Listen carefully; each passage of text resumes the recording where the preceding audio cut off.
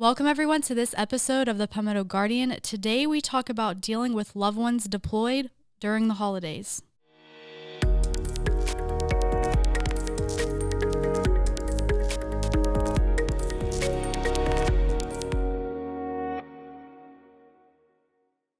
Welcome everyone, I'm Sergeant Chelsea Baker. And I'm Sergeant Tim Andrews. So if you're watching on YouTube and if you're listening on iTunes, I highly recommend you go over to our YouTube channel and watch this podcast because as you can see, we finally got a new table. Yep.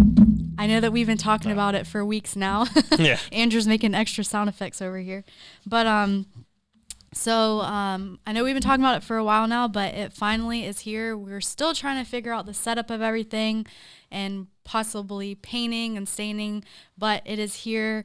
So the next couple podcasts might be a little awkward because we have to stand. We got to figure out our stool situation. And shout out to the engineers. Yes, especially Sergeant First Class Sprankle. He helped us tremendously with this project. We kind of just took the idea to him and he took it and ran with it. So thank you, Sergeant First Class Sprankle. Thank you. Yes. Definitely going to try to get our engineers to do some more stuff for us. I mean, we have the resources, might as well use them. Mm-hmm. But so we are quickly, I would say, approaching the holidays. I feel like we just had Thanksgiving and now it's the second week of December? Yeah, it's on the doorstep right now. I know. So are you ready for the holidays? Are you still running around? I have an idea. Oh, I'm not going to say it on video, but I've got an idea what I want to do. So yeah. I used to be big on procrastinating. Like every year I would be like, oh, I'm going to wait, or I'm going to like start buying stuff early. And then it just got closer and closer to the holidays. And then it's like, crap, I haven't done any shopping. I don't know what to get anybody. So this year I am excited to say that I actually finished my Christmas shopping early. Yeah, that's something I won't be able to. I feel like I won't be able to say that. Oh, wait, hold on. Yes. Yeah, applause. So, with that being said, the holidays definitely can be a stressful time, especially for those who are deployed or might have loved ones that aren't around anymore. So today we have a familiar face coming back to talk to us and give us some tips on how to deal with that. So yeah, we'll just go right into our guest today. So today we have Lisa Mustard, and she's with the South Carolina National Guard Behavioral Health Department. So welcome again. Well, thank you again for having me. Yes, you are definitely now a regular with us. Yeah. I know. It's so much fun. I love it. I'm a regular. You need like a punch card or something like that? I get like a free coffee? Free coffee or a sub or something. Hey, that's a good idea.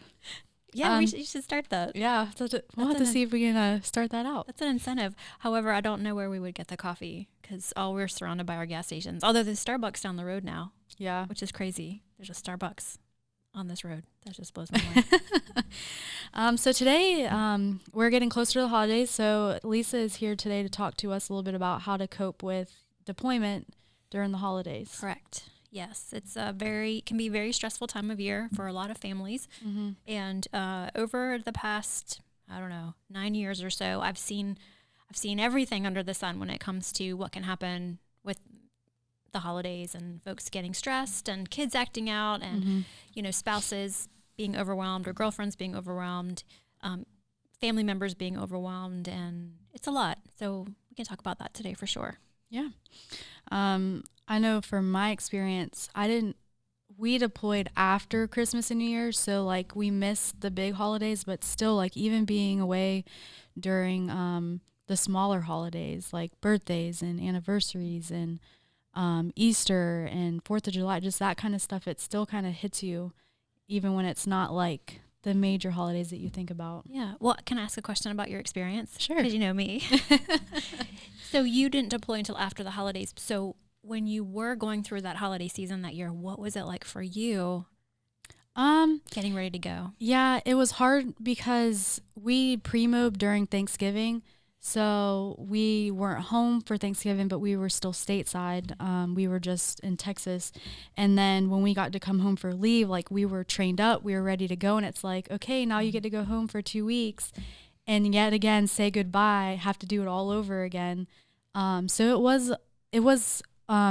like I was really glad that I was able to go home for that, but then it still affected me because, and a lot of others too, because we had just said goodbye. And then 2 months later, they're like, oh yeah, you can take leave and go home for the holidays. And then you have to do it all over again. And it makes it a little bit harder because you have to do it twice. Right. So yeah, I can only imagine having to do it twice. Yeah. And your mindset's in two different places too. So yeah, I have mad respect for anybody who goes through deployment, but especially over the holidays, because like you shared, what about you? Yeah, we deployed after Christmas and like the day after Christmas, and then we got back before Thanksgiving. So yeah, so you went through it as well. What Yeah. was Christmas Day like for you guys? it was bittersweet because like, hey, again, enjoy seeing everybody, but also, hey, bye. Yeah, and what was it like for your family? You know, Christmas, all this, open the presents, be together, and then knowing that you were leaving. I think it was more like trying to enjoy the moment as much as we can. Yeah, well, that's a good attitude. That's a great attitude. Okay, well, everybody has a different experience, and there's no right or wrong experience. It's just that person's experience. So I think I've experienced so many things over the years and I speak mainly about spouses, the families with the younger kids, because those are the ones that we tend to support more often than not. And before I jump into like what you should do, tips and advice, and I'm really not big on giving out what people should do. You guys have heard me say when people shit on you, it's not always pretty. That's should on you. It's not always pretty. I like to kind of get a sense of the individual, the family, and what they're going through, and hear their struggle, hear their stress, hear their obstacle, and then kind of help them process through it. So what I share today are really just kind of broad tips, advice. But one thing that I would love to encourage family members, especially moms or dads that are on this side and they're taking care of the family, is definitely I want you to take time to reflect on what it's been like for the past couple weeks, couple months for you being the parent here. Just take some time for yourself, whatever you can give yourself. And, I like to suggest getting up earlier before the kids get up, and having that time for self-reflection and really notice the process for you, the journey that you've had so far. Not focus on like the struggles so much, but things that you have accomplished that you're really proud of yourself. And there's nothing is too small and nothing is too big. So for example, if you've been able to get out the door every morning and get your kids to school on time, when in the past it's been like a tag team process, and you're super proud of yourself for like making that happen, because that's kind of a big deal. Keeping your kids on schedule is a really big one while you're dealing with deployment, to keep things as normal for them as possible. Give yourself a pat on the back. Like, recognize that even that small thing is pretty big, because that's impacting your kids and it's impacting you as well. For example, if you've been able to, take care of the lawn, and that was something that you were stressed about, and you found a process for taking care of the lawn, or even getting all the laundry done, because laundry is never done, right? Because you're even wearing clothes right now that need to be washed. So I always joke around and like it never gets done. But if you've been able to stay on top of laundry, if you've been able to, stay within your budget for eating out, like just take the time to reflect, and also take the time to reflect on your own accomplishments. Like maybe, you're not having the crying episodes as much, or you have found that, hey, I can do hard things. Like I can do stuff, I miss him or I miss her, but look at me, I'm able to do stuff, and it's, maybe encouraged you to challenge yourself. And when we face challenges that we take, we increase our self-confidence. So I just want to remind everybody that I want you to start with that first before you dive into any like what I share about maybe getting support or asking for help. Just take time to recognize the challenges that you have overcome and the things that you're proud of yourself for. And like I said, nothing is too small or too big. So, all right. So what do you guys think about this? About that? No, I definitely think that's good, because whenever, like, I'm a big list person. So if I see it and I make a list and I prioritize and then I start checking off what I've done, like I feel like I've accomplished something. Right. Yeah. So that definitely, I think that's some really good advice. Yeah, when I've talked to my grandparents, when my grandpa was he was in the Air Force in Vietnam, and having to talk to him, and he's like, yeah, my grandma having to take over because they having 3 children, she had to take care of everything that he wasn't able to work on, so she had to take on even more. So not being able to distribute the weight like the yoke, so to speak, but you're realizing like, oh wow, this is like realizing then not having that team effort, you're having to carry on more. Right. And I always laugh when I kind of give this sorry about that, when I give this tip, because I remember when General Livingston's wife would talk. Did you guys ever hear her talk about when he was gone, all the stuff that she had to learn to do on her own, and then like the tree fell in the yard? And so I always give that example, like even General Livingston, his wife, and imagine he's a general, and all the stuff he was doing. And I'm not saying that, compare what you're doing overseas compared to what a general, but the fact that he still has a family, he still had a mission, his wife was home, they had a lot going on. She works full time, they had kids. She talked about how when he came home from deployment, she remembers just forgetting he was around. She was so used to doing things on her own that like a tree branch or tree limb fell down in the driveway, and he said, oh, I'll take care of it or something. And I could have this story wrong, but this is what impressed upon me, that she forgot he was even home and capable. She just took care of it. And he came home and was like, where's the tree limb? She's like, oh yeah, I just took care of it. So, you find your resiliency, you find your challenges. And of course, when they come back home, it's renegotiating a lot of those responsibilities again. But I think it really can be a time of, I don't want to say adventure, but it can really be a time of growth for a lot of people. So, and I'm a big believer in a growth mindset versus a stuck mindset. So my hope today is that what we're talking about, what we're sharing, will encourage you to maybe flip the switch a little bit if you are more in that, mindset of this is hard, this stinks, this sucks, I can't do it. Look for the opportunity to grow in the challenges. Okay, so with that being said, I really want to encourage people to identify where you really, truly need support, and really where you want support, because they're 2 different things.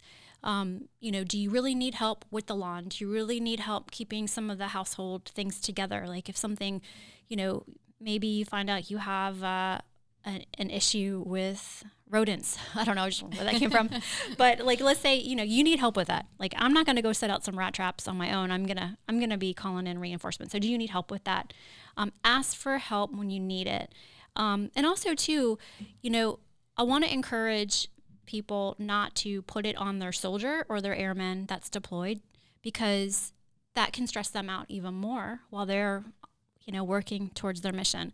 So if you're able to take care of things without putting that stress on them, and really when I say that, I mean without putting the guilt on them, because that's a whole other dynamic in the marriage possibly, or within the relationship.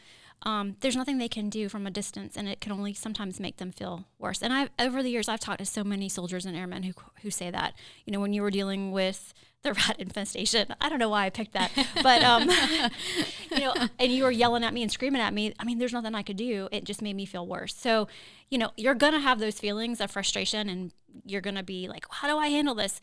But if you're able to find somebody who can help you with that and not put that stress on your, service member, I highly recommend that. So, where do you need support? You're going to need support with rat infestations. I'm going to go out on a limb and say that. But where, that's an example of what you need help with. Where do you want help? A lot of the times I'm like, no, I got the kids. I can do it. But I'm telling you guys, after weeks upon weeks of having the kids with you all the time, you get to a point as a mom, because y'all aren't parents yet, right? Nope. No. Not at all. Yeah. So not at all. Not just no, but not at all. For those of you who are wondering, you get to a point with your kids where you're like, I love you and I care about you, but y'all are driving me a little crazy. So if you want some support there, ask for support, because we need a healthy and sane parent back home helping and dealing with the kids. So just identify the needs versus the wants, and don't be ashamed or feel bad about asking for support or help with either one of those. So that's my first tip. What do y'all think about that? That's another one. You're just like checking them off the list. Oh, good. Okay. So that was helpful. Yeah. I mean, I obviously don't have kids or anything, Yeah. but like I have dogs. Yeah, dogs. And pets and all that. So whenever you go away or whenever I'm at training, it's always, which I do have people who help but beforehand it was always something to stress about because it's like, well, what am I going to do with my dogs? What am I going to do with my house? But asking, I always feel guilty asking, and they tell me over and over again, don't feel guilty or bad because we're here to help you. So, but it's just that feeling that you get, but definitely, like you said, figuring out what you need help with and what you want help with. That definitely helps. Yeah. Yeah, for sure. I'm glad. And that's a great example. Pets too. I mean, I don't mean to forget about our pets, but you know, if you have a puppy and your spouse is on deployment, that's a lot of work. And you got kids. I mean, we got a puppy and nobody's deployed in my house. It's a lot of work. It can definitely be a lot of work. How about you? I'm really curious. I know you don't have any kids at all. No, not at all. Yeah. You know, it's I think it would make the being gone. I think it would make it can make the relationship stronger, or it can break the relationship. Yeah. I guess it's just how you handle it. Yeah. Luckily, I just have I've had family cousins that they've gone out of their way, like, hey man, I know you're gone. Is there anything we can help you with? That's cool. I mean, some people might not be able to have that. They might have moved away. They might be in a spot to where all their families from one part of one side of the country versus the other. So yeah, that's a good point. That's a really good point. And I had another thought, but it kind of escaped me. I'm sure it'll come back. Okay, so let's talk a little bit about the holidays itself, because I don't know about you guys. Well, I do know because y'all don't have kids, so I do know. But as a mom with kids who love this time of year, it can be really overwhelming because they want to do all the things and they want to have all the experiences. And there's always like a zillion things to do at the school. There's a zillion things to do at the church. There's a zillion things to do in your neighborhood. So it can be like if you look at your schedule, you're just like booked out for the next 4 weeks between, now and the New Year's. There's a lot going on. I mean, I joke around and say all the time, my kids have a busier social life than we do as their parents. So I'm always like, I don't even have 2. So I'm like shuttling them around. I know a lot of military families have more than 2 kids. So you're looking at the schedules and, I like to say, what are the musts? Like, what are the things you must do? And what are the things that you can like just say, you know what, not this year? Because it can be really overwhelming and it's a lot of work when there's only one parent or one person handling it. So what are the musts, and then what are the things that would be nice to do if you have the energy for it and you have the time for it. So take a look at the schedule and kind of plan out. And if your kids are old enough to get themselves there and and this might be a really good time to help your middle, we have a middle schooler. And so I'm constantly trying to like test her ability to, schedule things for herself as she gets a little bit more mature and a little bit more independent. So now might be a good time to let that older middle schooler, say, hey, you let that child know what's going on. They can handle it. They understand, like, it's a stressful time. It's an overwhelming time, but it's also a joyous time. So I would encourage having the conversation with your kids about, okay, what do you have to do? And what are some of the things that this year we can kind of like maybe slide. And I would also encourage you to enlist the help of your kids' friends, parents. They're there. Most of them know what you're going through, I imagine. They know that you're a spouse or a girlfriend or whatever who's, I don't want to say left behind, but you're here. So enlist the help of others to kind of help you figure out what the schedule can be for getting kids to and from things. But yeah, definitely think about what can you let go of this year, because you don't have to do everything. And I know I say it all the time, but your kids are going to remember they're going to remember the memories. Do you want them to have a more positive memory or a more negative memory? So if you realize that trying to get to 3 things this weekend that's holiday related is really super stressing you out, and yourself and like chances are I'm going to flip that switch and maybe freak out, then maybe just do, maybe just do 2, because that's really important, I think, because, man, kids remember everything. Mm-hmm. What are some things that you guys did, or what are some things that you guys do for the holidays, and what are some things that like you Yeah. said, what are some things that you dropped? Oh, well, this year has been weird. One of my kids got sick, so we had to miss some stuff. But and that's a good example, though. One of them was sick over the weekend, and the other one wasn't. And I told my oldest daughter, I said, look, it's just going to be really, because my husband's not deployed, but he was out of town. So it's a similar thing. I couldn't leave the house with an 8-year-old who had the stomach bug because they never know when they're going to throw up. They just do. So I told my oldest, I said, okay, we got to find you transportation to the things that you want to do, or it's just not going to happen. And she was pretty cool with it. Like she understood because she's old enough to get it. And I said, if Daddy were here, it'd be a completely different story, but he's not. So you pick one of the two things that you really want to do. And she was fine with that. So, for example, we were actually supposed to go out of town, the three of us, and because of that, she missed her a parade that she was supposed to be in.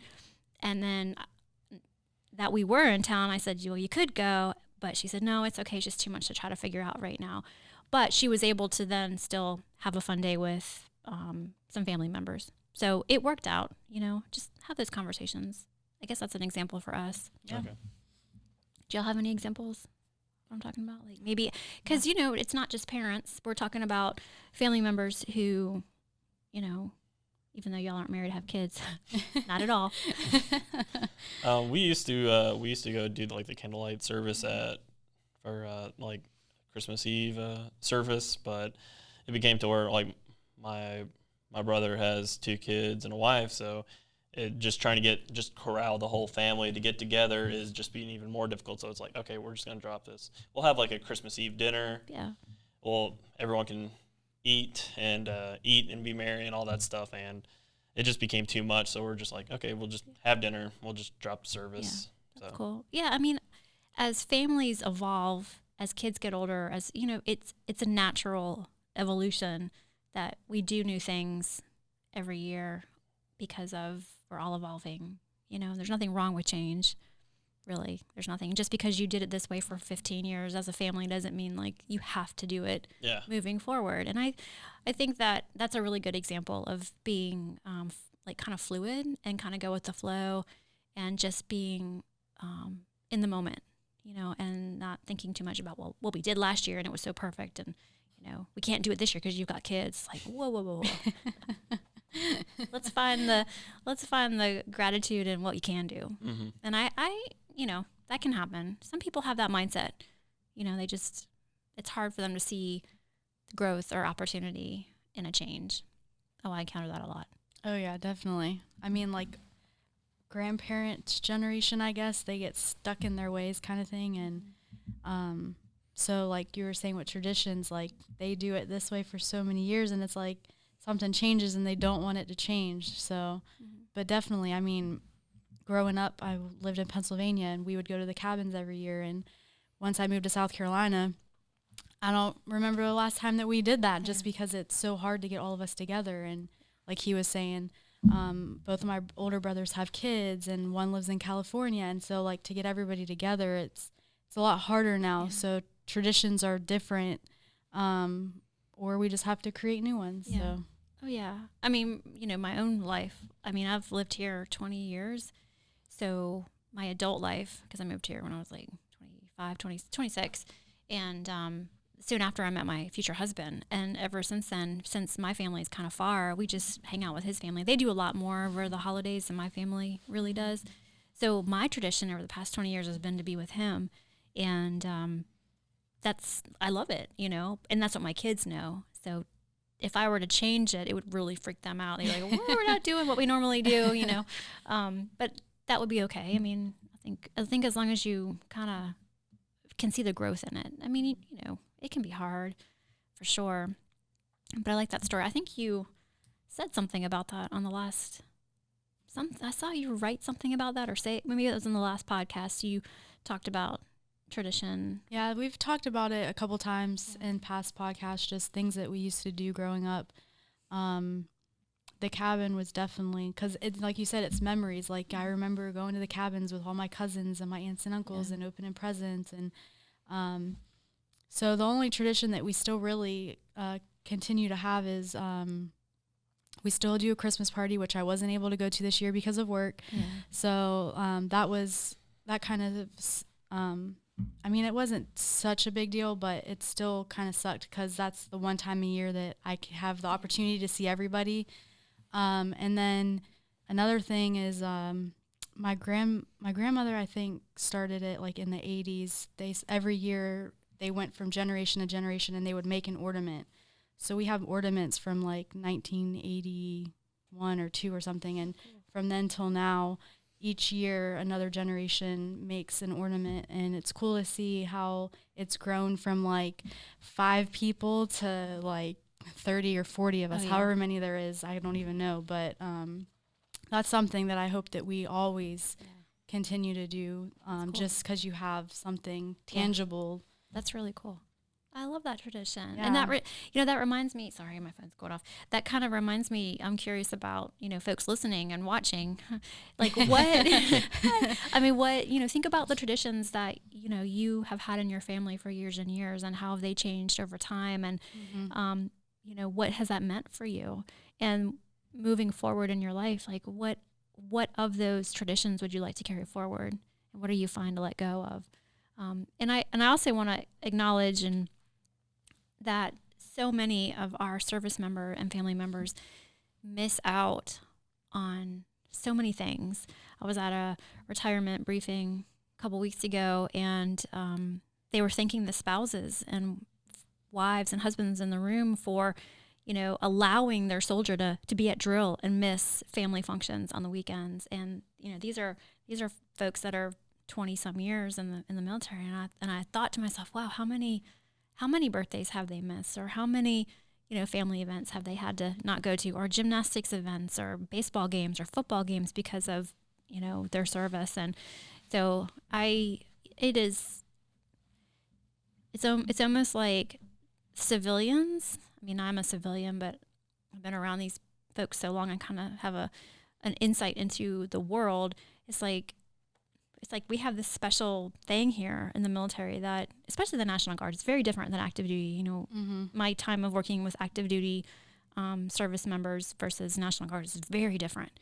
The culture is very different. And even in the reserves, I've noticed that too, but I digress. So it is, a lot of the times, the civilians, the outside world, don't really get it. They don't really understand the culture. They don't understand the process of what a guardsman, I'm going to say guardsman, goes through, and just all different aspects of their time within the military. So I always find that fascinating. Like when I'm out and about, and people always think I work at Fort Jackson. No, I don't work for active duty. I work for the National Guard. They're like, well, where's your office on Fort Jackson? I'm like, no. My office is behind the stadium on Bluff Road. And they're like, oh, where they have all the tanks. I'm like, yes. Yeah, so, I mean, I'm always educating people on what and who the National Guard are and how they're similar yet different. Mm-hmm. I don't know about you guys. Do you find yourself, I mean, I know we're kind of going off topic a little bit, but do you find yourself explaining to people? Yeah. It's a constant reminder. It's like, oh yeah, well, do you know such and such? I got my cousin over at the station. I'm like, no, I'm National Guard. I just show up on weekend months. Yeah, it's really different, isn't it? I just find it really interesting. I mean, to this day, my family, I think, still think I work at Fort Jackson. Like, I work for active duty, which is fine. Funny. I'm like, I would have no idea what to do with an active duty. Like, I wouldn't know the resources. I mean, I do and I don't. It's just a very different culture. Mm-hmm. So, okay. So another tip I have is, what we kind of talked a little bit about it is just work to make new memories. There's nothing wrong with having new traditions. There's nothing wrong with trying something new. In fact, I remember talking to a family a couple years ago, and they said, yeah, that time Dad was deployed over Christmas, we went and did this instead, and it was so cool. And they have this amazing memory of doing something different while Dad was gone. I mean, they missed him. They wish he could have been there to do the traditional stuff, but I mean, they had a great time and they still remember it. And they made memories, as a unit that's different. So I thought that was pretty cool. So don't be afraid to try something different, do new things. If in the past you've always had Christmas at your house and everybody's been there, but it's just too heartbreaking for you to imagine waking up Christmas Day without him or her there, then by golly, like, do something different. Like, do something different. I don't know what that different is for you, but you have permission. I'll give y'all permission to change it up a little bit this year and have fun with it. It's okay. It's 1 year. It's 1 year, hopefully, out of 50 that you're going to have together. So don't be afraid to try new things. What do y'all think about that? Yeah, I like it. We usually do this thing that we didn't do it till I was like maybe 13 or 14, where my mom's an outstanding cook, and we would take these like pretzel sticks and we'd dip half of it in chocolate or whatever the case is, and we'd put like sprinkles or different, like people would crush up chocolate or other things on top of it, and then we'd go give it to friends, family members, and that's a new you could say it's a new tradition. We've been doing it for the past like 10 years. I like that. I think we're gonna do that this year. I'm like, okay, what's on that list? I really like that. We always decorate gingerbread men on Christmas Eve. But I like the pretzel stick idea. I do something different. Yeah, I don't think we've ever done gingerbread. I don't know. We probably did when we were little. That's always a cool thing. They have that thing up in North Carolina, over at the Biltmore. Yeah. They have like all these like the gingerbread houses. Gingerbread houses. Yeah. People just go out of like they just go. It's like crazy. A competition. Yeah. I think that's at the Grove Park Inn, or is it at the Biltmore? I don't know. It's near Asheville. Yeah, it's one of those. Yeah, but go to the Biltmore. I mean, maybe not on Christmas, but do something different. And we're not far from the Biltmore. They have a Downton Abbey display right now, if you're into Downton Abbey. No. He's like, I don't even know what that is. I'm into Downton Abbey. We want to get up there to see the Downton Abbey display. But that's it's beautiful to go up there. I like that idea. But what about you? Do you have an idea, new memories or new tradition? Well, with us being in South Carolina, and it's just me and my mom and my dad, which they're split, like they're divorced. So finding the time to spend time with both of them. But then one of my brothers is in North Carolina. So the past, I want to say 5 years, we've bounced back and forth who we went to for like Christmas and New Year's. Mm-hmm. So like 1 year we went to my mom's when she was in North Carolina, and then the next year we went to their place. And then the year after that we went to mine. This year they're going to be coming to my house, so that'll be nice. So I guess just a different setting. Yeah. Each year is different, but you're with the same people. Yeah. But you're still creating new memories. Yeah. And I think I really like what you shared, and I want to kind of brought another idea to mind is if this is the first year where there has been a separation or divorce or something has happened in the family, death, know, and someone's not there, realize that, this holiday season is going to be different, and that's normal. Like, it's going to feel different, and it might be really sad, and it might be really weird, but that's part of the process, and that's normal.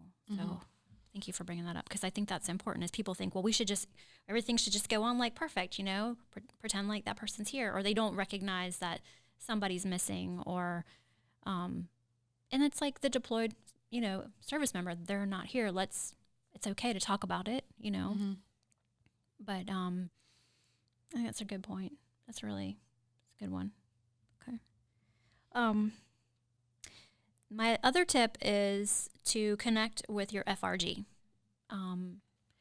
There are usually some really good resources and support through the FRG, so I always like to encourage that. Now, I know that doesn't make sense for everybody just because of location, but you can usually get some pretty good information from your FRG about resources and support. That's what they're there for. Mm-hmm. They really are. So that's usually a good place to start.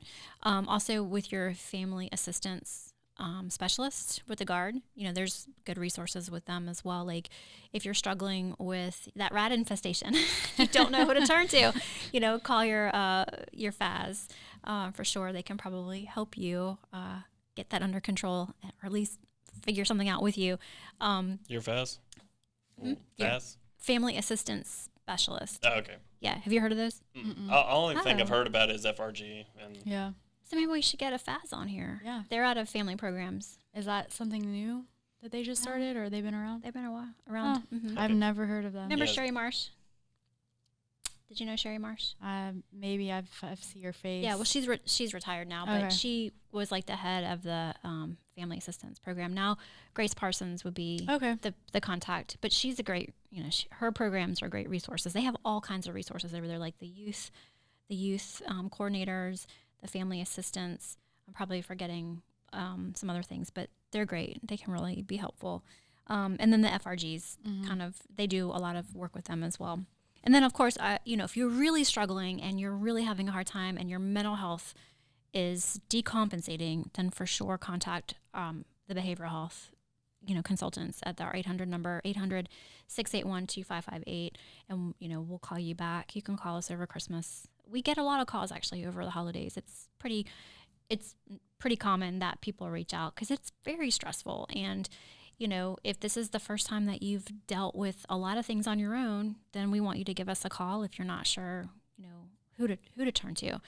I can't help with rats, but I can definitely help validate your concern about rats. And let's, help you figure out who can, I don't know where this rat thing came from, but help you kind of, get what you need through that. But a lot of the times this time of year, kids are going to act out, especially if it's a hard deployment for them.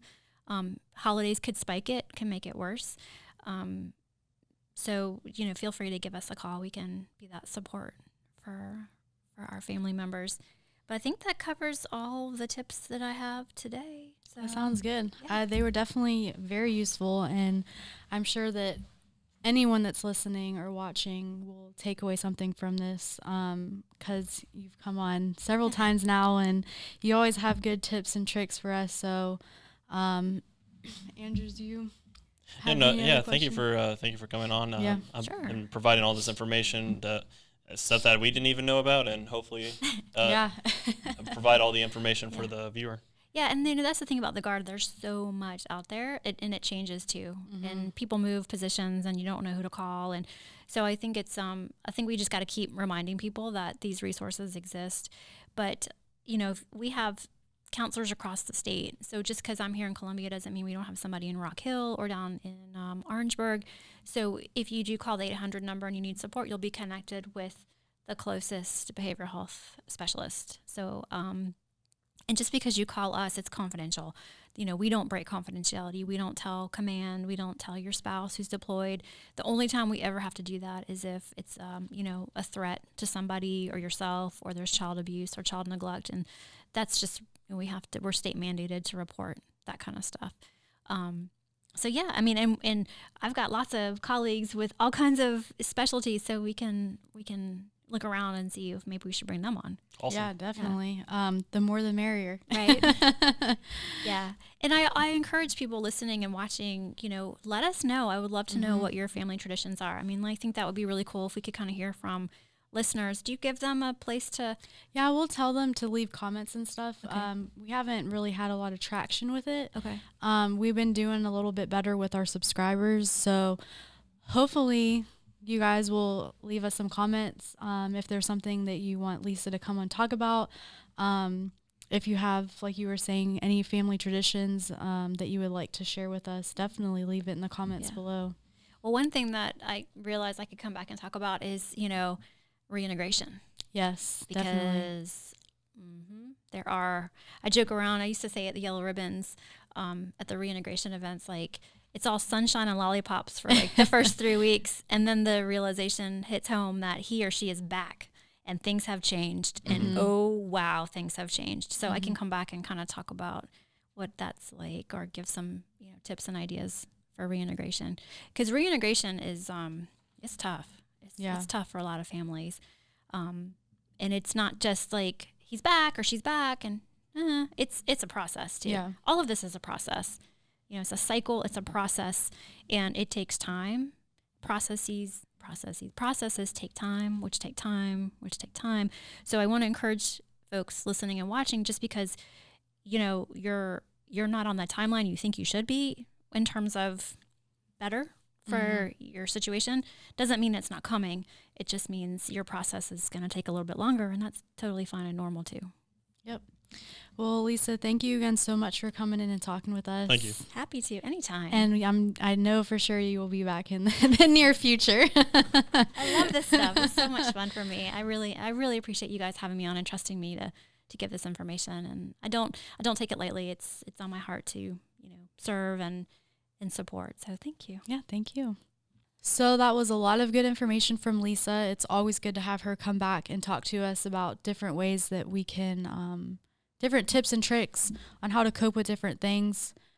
So was there anything that you took away from what she talked about today? Just putting it in someone else's shoes and just thinking, oh, like someone else has got it worse, and I might not have it as bad, and especially having a significant other being deployed, and how to handle a family, handle a mortgage, and handle all this stuff, and your special someone's across the globe, and not knowing how to handle that, so it'll make or break a relationship. So to put it in her perspective, and how to handle that was great, and hopefully you, the listener, can take away information that she gave out.